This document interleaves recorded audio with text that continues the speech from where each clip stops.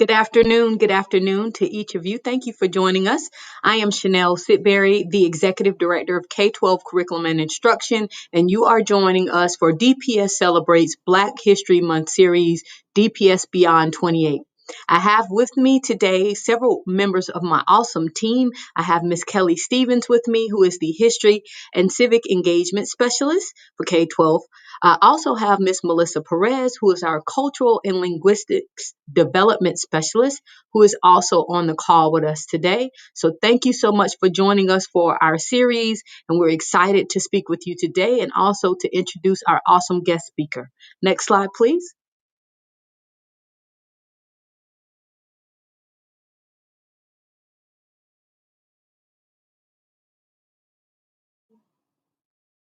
I'm going to ask that Ms. Stevens run through our website, celebrate.dpsnc.net, where we have a wealth of resources for our families and students around cultural celebrations. Kelly, tell us a little bit more about our website. Thanks, Chanel. I appreciate that. So if you are unfamiliar, we have started this new initiative this school year called DPS Celebrates. You can visit this website at celebrate.dpsnc.net. Each month, we feature different celebrations. So you may have to make sure that you don't just visit once. You come back and visit multiple times every single month.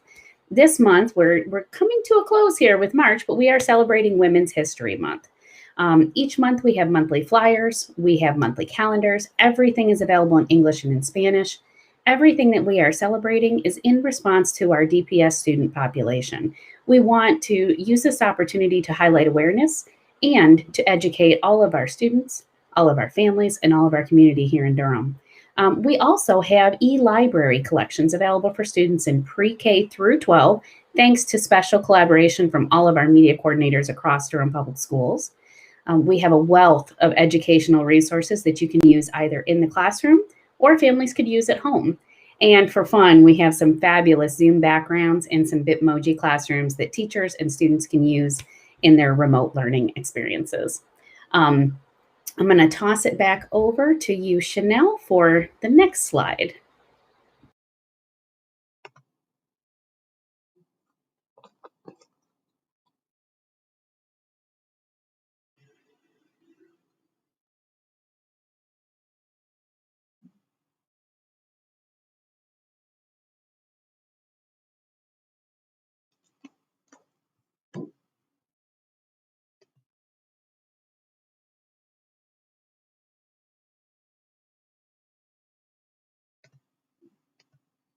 I'm sorry for the delay. My computer was a little bit frozen there, so I apologize for that delay. Thank you, Kelly, so much. And again, remember, families, these resources are for you to use at home. Teachers, this is for you to have conversations with students. We want every child to see themselves in the discussions and resources that we bring forth to them for learning in Durham Public Schools. So why are we talking about Black History Month and Women's History Month? We're already into March. DPS in Durham, we believe that learning about Black history goes well beyond the 28 days designated in February for learning. And since we are a school district predominantly comprised of students who are Black and brown, it is very important that we uplift the voices of those otherwise marginalized voices in our communities and make sure that every child gets to learn about history, U.S. history, which is also Black history. So in Durham, we believe that Black History Month cannot be contained in those 28 days, and we want you to join the DPS Celebrates and the Beyond 28 movement and make sure that we continue to uplift these perspectives, make sure that we have inclusive communities and that every child and every family see themselves represented in the discussions, topics, and resources that we bring forth as a school community. Next slide, please. I'm super excited about our guest that's going to be speaking with us today. She is a graduate of Northern High School. Go Knights, go Knights. And I know that Principal Danny Guilford will be excited to have his school be represented today. We've asked her to come and share because she is a local person who has graduated from Durham Public Schools and also has done exceptional things in our community to support our families and communities. And so we are so excited to have Dr. Day Grady with us. Melissa is going to be interviewing her. We're going to have great discussions. Families, please make sure that you engage with us using Twitter or the Facebook chat. If you have questions or ideas or thoughts that you want to lift up, we'll take your questions live and respond to your responses there. So Melissa, you are up next. We're going to turn it over to Miss Melissa Perez to interview Dr. Day Grady. And we're super excited to hear about the great things and how you come to be in the role that you are in and supporting our communities and our family. Melissa, take it away. Thank you, Chanel. Good afternoon, Dr. Grady. How are you? I'm doing wonderful. Thank you so much for having me today. Thank you so much for being here with us. It is our pleasure and our honor to have you with us here today. Out of your busy schedule, I know you're so busy, you have so many things going on. So let's go ahead. If you could please just tell us a little bit about yourself and sort of what made you decide to go into the field of computer science. Sure. Well, I decided to go in the field of computer science because my father is a mathematician and also computer programmer, and my mother worked at IBM for many, many years. And so the technology was in my home, and I had a role model of people that were working in the field, and I wanted to aspire to that. Additionally, I'm an only child, and so I spent countless hours playing video games and on the computer. And so that kind of served, I always say, as a sibling, because I was always on those devices. And so my love and passion continued to grow as I got better and better with the computer and so forth. So that's what first got me started, was just the role models in my home. So one might say it was almost in your blood, right? Like lived, ate and breathed it your whole childhood. That's wonderful and amazing. Wow, what great role models you had before you. Could you tell us a little bit about the detail of your work in the Library of Information and Science at NCCU? Absolutely. So, of course, I'm an assistant professor at NCCU in the Department of School Library and Information Sciences, but I'm also a graduate of that same program. So I'm very proud to be back home working in the organization that helped me grow as a scholar. And so a lot of the work that I do there consists of three things: research, teaching, and service. And so that looks like a multitude of things. So of course, I teach courses in information science, which is a lot of fun because I get to help students hone their skills in the field, but I also do a lot of service, such as serving on different university committees and being a part of the process to make things even better at NCCU. And then on the research side of things, I get a chance to conduct research, which I love to do, and incorporate students into that work. So it is kind of a full circle moment for me. I'm totally enjoying myself. And I also get to work with the other side of our program, which is the library science side. And I have some amazing colleagues that are well-versed in library science. And so we also find ways to connect and collaborate together. That sounds amazing. When do you have time to do anything else? That sounds, you're always busy. Wow. What advice would you give to our students about possible careers in computer science? I would say, remember that computing is such a broad field. You can go into information technology, which is more of like network administration and things of that nature. You can also go into computer science, which is what I do. This is where we look at developing systems with software, right? Coding, which is what a lot of people love to do. And you can also even get into information science, where you're learning to explore information seeking behaviors and why people do what they're doing to find what they need online. And so we have all of these different avenues that are possibilities. And the advice that I would give is to not get bogged down with STEM. A lot of times, if you're not good in science or math, you can feel like a failure. But I want to encourage students to remember that is all part of the process. None of us are fluent in everything. And so part of the process of being a scientist is learning and growing from those failures so that you can continue to be better. So even if you're not the best at math, keep shooting for it, keep practicing. Same thing with science.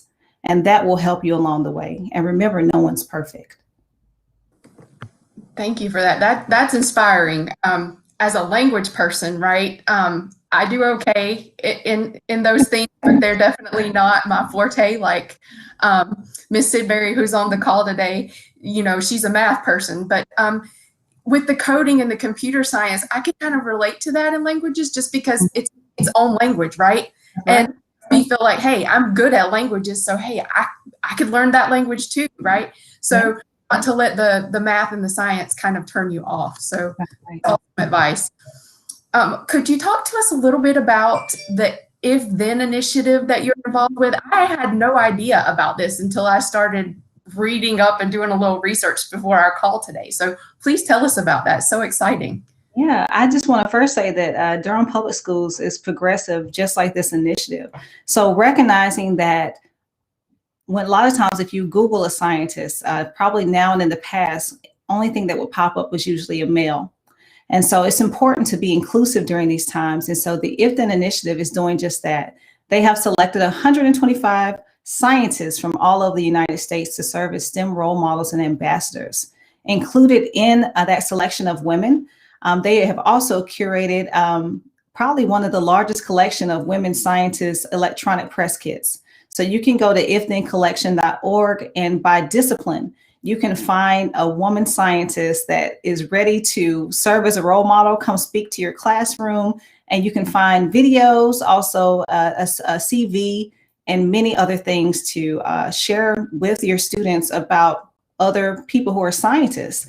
And in addition to that, they're doing one other thing that I'm very, very proud of.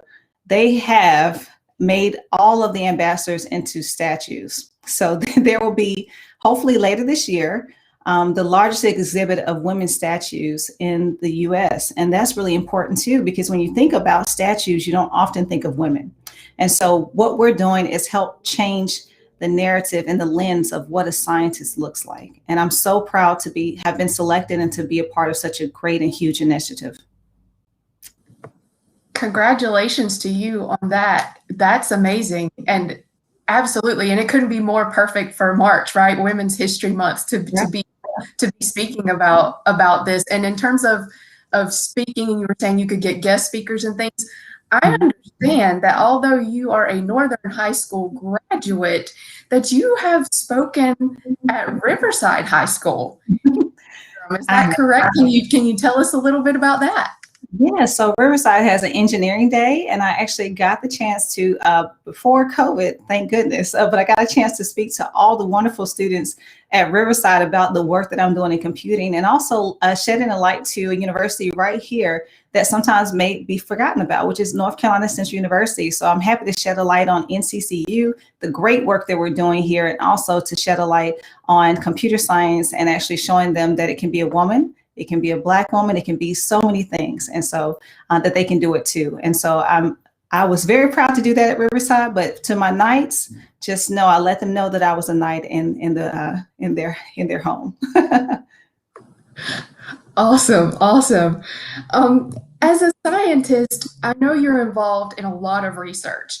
Can you tell us about some of your specific research projects and interests? Absolutely. So I have a research group. It's called The Layer. And my students, I know that as the Eagles Layer, because that's our mascot at NCCU. And the Layer stands for the Laboratory of Artificial Intelligence and Equity Research. And so right now, some of the projects that we're working on are very relevant and timely. One of our projects now, we're looking at autonomous vehicles to see if we can detect faults of these autonomous vehicles, or if you're not sure what that is, that just means a self-driving car.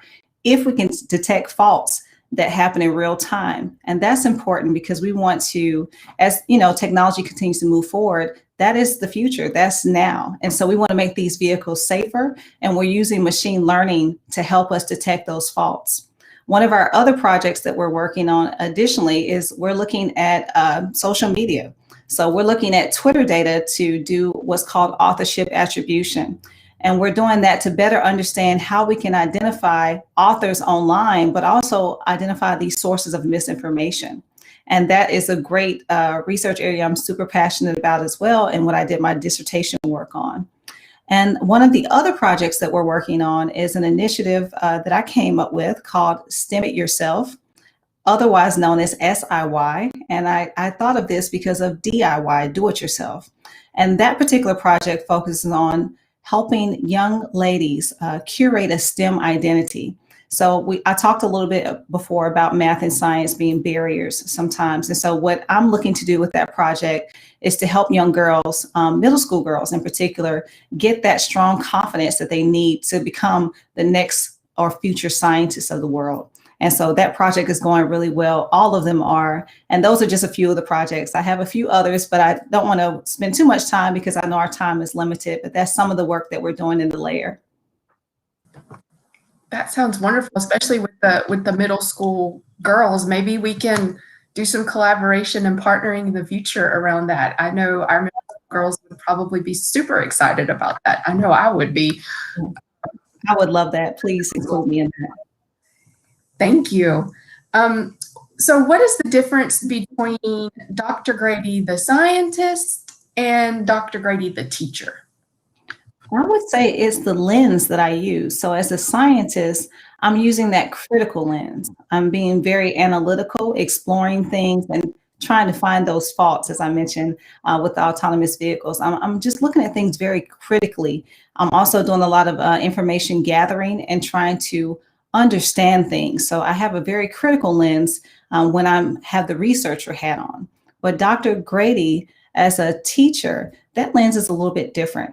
I'm always interested in the why, the how, and that's mostly because I want to make things better. I realize that all students don't learn the same. All students don't have the same needs. And so I'm always trying to find ways to better give students the information in a way that's palatable to them so that they can understand what I'm trying to give them. A lot of the topics in computing are very complex. And so I'm just always trying to find ways to reach them, also make it fun and innovative, especially given the times, right? Virtual learning is interesting. And so I'm always trying to find ways to keep them engaged and keep their cameras on. And I'm proud to say that I think I'm doing a really good job of keeping my students engaged and connected during these times. So I would say it's the lens that I use for each one is a little bit differently. Research, I'm focusing very critically, but with the teaching, I'm more focused on what I can do to be better to my students. Yes, ma'am. I hear all of that. I hear all of that teacher jargon that we use and everything you just explained. You're talking differentiation for students and scaffolding and reaching them where they are and focusing on engagement and high impact teaching strategies, which is exactly what we've been focusing on, especially through this process of the pandemic and remote learning this past year. So we know, because I went to your website, I did a little looking around there. We know that you have a long list of awards and honors dating back to 2015 or 2015. Could you talk to us about some of them that were the most memorable and or significant to you? Yes, I'm just going to share just a few. One of them is not anything tangible per se, but I do have this certificate that I want to share with everyone. And so what this certificate is, it is me becoming inducted into the Heritage Society at Winston-Salem State University. And what that means to you is that I started an endowed scholarship for anyone who wants to major in computer science at Winston-Salem State University. If they meet certain GPA criteria and other things, they can go to school for free. And that was important to me to give back to my alma mater because a lot of times students, everybody's coming from a different background. And the last thing I want a student to be worried about is how they're going to fund their education. And so that is something that I'm super proud of that I did. And so that's an endowed scholarship. It's in my maiden name, Siobahn C. Day, Endowed Scholarship at Winston-Salem State University. So that's one of the things that I'm very, very proud of. Also, I'm going to see if I can pick this up. This is probably my most prettiest award here, but it means a lot to me.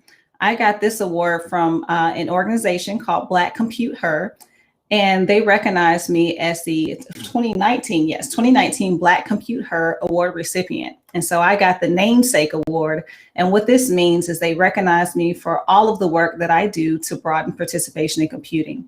And that just means that I try to diversify what computing looks like. And so that means more women, more girls, more Latina, more Black, everybody coming to the party to play. And lastly, I couldn't forget about NCCU. I got this nice award here in I believe this was 2016. I became a NCCU 40 under 40 honoree. And so this is important to me, of course, because I'm a graduate of NCCU and they recognize me in the work that I'm doing. And I also have one from Winston-Salem State as well. And so there's so many things I'm proud of, but those are simply just a few. Well, congratulations on all of those and all of your awards, because there's really a long list. You guys should go to her website and see the long list. Like, it's impressive on all your awards, Dr. Grady. And thank you so much for that scholarship opportunity on behalf of all students. That is so incredibly generous and such an amazing opportunity for a student to be able to go and have an amazing education and not have to worry at all how it's going to be funded. Thank you so much for that and for doing that for the community. And the last question I guess I have, is there anything else that you would like to share with us today that you just feel it on your heart to share? Yeah, I just want to let anybody who's watching know that you can do really anything. There are no bounds except for the ones that we sometimes place on ourselves. And if you had asked me, I'm going to date myself, but this year will be my 20-year high school, anniversary or reunion. If you had asked me 20 years ago if I saw the things that are happening now for myself, I didn't see it. So I just want to say, just know that the world is bigger than anything that you could have imagined. There are no limitations, but you must put in the work to get where you want to be. And so I'm living proof of that. So when I was at Northern High School, I sang in the chorus, I was in the gospel choir, I did all the things, and I had no idea that all of my efforts would lead to this. So this is a full circle moment for me. I'm truly honored to be here today with Durham Public Schools and them recognizing me as a local hero, and just know that you can do it too. I'm a living example of that. Well, thank you, Dr. Grady, so much for being here with us today and taking the time out of your busy schedule and sharing with us and motivating us. And wow, you have some really big shoes to fill, but we know that we can do it. You've inspired all of us to go out there and to reach for our dreams and our goals. So thank you so very much. We look forward to seeing much more of you in the future and perhaps collaborating on your future project with middle school girls. We'll make some connections with that. And at this time, I would like to turn it back over to the Executive Director of Curriculum and Instruction, Ms. Chanel Sigley. Thank you so much, Dr. Day Grady. That was such an inspiring message.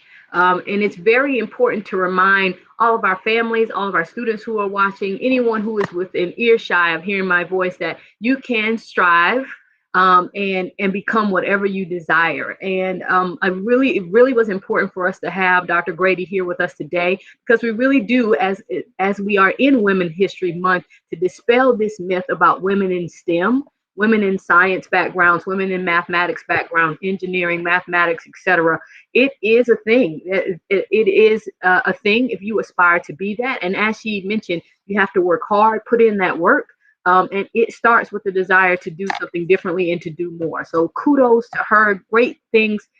She's doing outreach, we have the scholarship opportunities and teaching. So not only is it important to move forward and leave Durham Public Schools, but also make sure that you have a footprint in the community so that you can give back and we can have this continuous cycle of improvement as a community, as Black educators, as Black leaders, as Black and brown families and communities in our district. It's important for you to see these great accomplishments and that you can see an example in Dr. Grady and what could be in your future. I'm going to turn it over to Kelly Stevens, who's going to talk to us a little bit about our upcoming guests, as well as some breaking news that we have connected to DPS Celebrates. Kelly, you want to share some things with us? Thanks, Chanel. So as we mentioned before, we celebrate Black history all year long in Durham Public Schools. And we are finishing up our Black History Month series strong. We had a strong candidate today that we interviewed, Dr. Day Grady. Absolutely amazing things going on. Next week, we have Battalion Chief Angelica Green that'll be joining us. So please make sure that you join us. I know it is over DPS spring break, but please, please, please join us. It'll be next Wednesday, same time, same place, 1 to 1:30 on YouTube Live. And then breaking news, we actually talked about this a little bit last week, but we have had so much fun and such positive messaging and support for all of these weekly live events that we've had for Black History Month. We decided that we're going to continue this for the rest of the year, all the time. We're going to focus on one of our celebrations every single month. Instead of doing it every Wednesday, we're going to do it one Wednesday a month. It's going to be the second Wednesday, same time from 1 to 1:30. Join us on YouTube Live. And again, we will have a special guest that is dedicated to one of the celebrations that we are focusing and highlighting on each month. So please make sure that you join us for that. And I am going to send it back over to you, Chanel, to finish us off for the afternoon. Thank you, Kelly. So as always, families and friends, we want to make sure that you continue to converse with us via our Twitter. You see there that we have several new social media handles there. We have a Facebook page for DPS Celebrates and also a Twitter account there, DPS Celebra. Got cut off on the end there. So make sure that you're continuing to engage with us. We want to hear from you. We want this to be a representation of our community to uplift the great things that are happening locally here in Durham, as well as continued learning and flourishing as a school community and as a culture here in Durham Public Schools. So thank you again for joining us. And remember, we'll be back here next week, even though it's on spring break. All the more reason for you to jump on and hear from the special guest that we have in our first African-American battalion chief here in Durham. So we are super excited to have her with us. And remember, in DPS, we will continue to lift up the voices of those who have been historically marginalized. Remember that we're going to continue to bring forth resources, opportunities, and learning opportunities for all students, and all cultural celebrations should be acknowledged because we are the fabric of Durham Public Schools. And remember, in Durham Public Schools, we believe that Black history goes beyond the 28 days of February. So thank you for joining us today. Have a great weekend and also a great spring break. And don't forget to join us next week. Thank you so much for joining us. And also a very, very special thank you to Dr. Day Grady for that wonderful and inspiring message. Remember, you can if you strive to be. Thanks so much. Have a great day.